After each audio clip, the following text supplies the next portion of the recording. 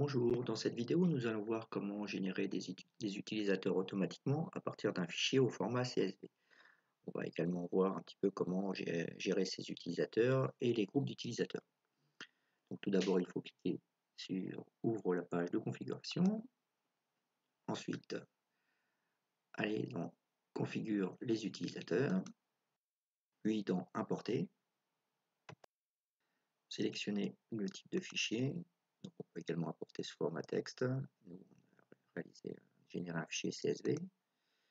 Alors faites attention à bien avoir fermé votre fichier. S'il est ouvert dans une autre application, Miranda ne va pas vouloir importer les utilisateurs.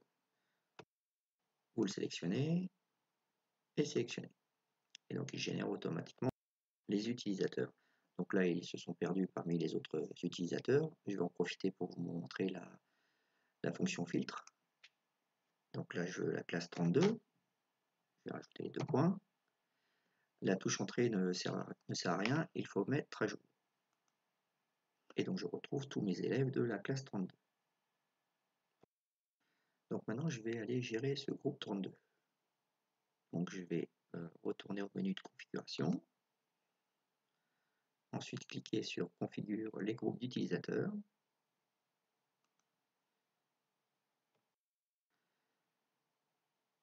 Donc configure un nouveau groupe. Donc là il ne faut surtout pas mettre les 2 points. Mettez juste le numéro de votre groupe. Et ensuite spécifier quel nom de scène on veut quel nom de scène auquel les élèves de la classe 32 puissent avoir accès. J'en profite pour spécifier que si vous ne créez pas de groupe, ils auront accès à tous vos défis, commençant par 2 points. Donc à partir du moment où vous allez spécifier un nom de scène, donc par exemple, je vais recopier celui-ci, voilà.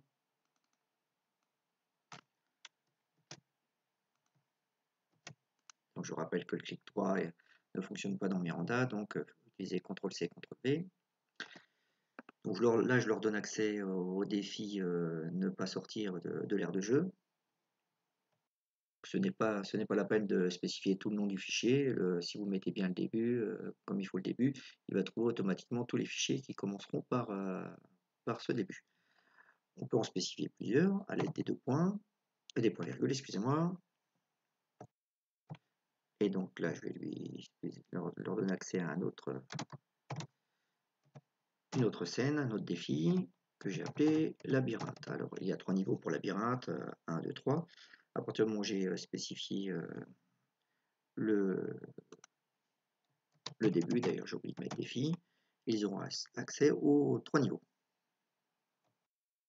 On peut pourquoi pas leur donner accès à l'éditeur de scène, mais également à l'éditeur de système.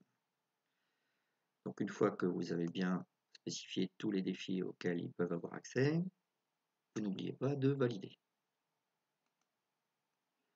Il vous confirme que l'opération a été réalisée avec succès.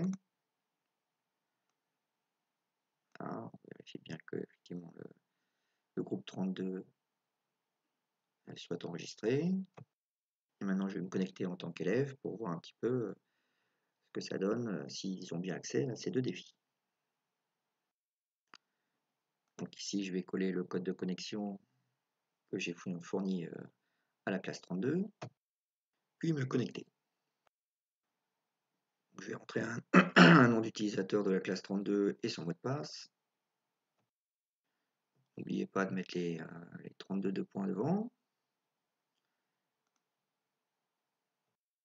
Ah, je me suis trompé dans le nom d'utilisateur sûrement, je vais recommencer. Voilà, donc je vais aller voir dans le joueur de simulation. Ouvrir une scène. Et donc on voit bien qu'ils ont accès au défi ne pas sortir de la surface de jeu, mais également aux 3 défis labyrinthe. Je vais aller programmer vite fait un défi labyrinthe. Donc là j'ai programmé n'importe quoi, c'est juste pour la démonstration. Je vais lancer la simulation. Voilà, ça ne marche pas effectivement. Je vais stopper la simulation et aller voir ce que ça donne côté professeur maintenant. Donc n'oubliez pas de cliquer sur mettre à jour. Et on s'aperçoit que chouette machin a testé une fois le labyrinthe niveau 3, il y a la date, il y a l'heure, et pour l'instant le niveau n'a pas été atteint.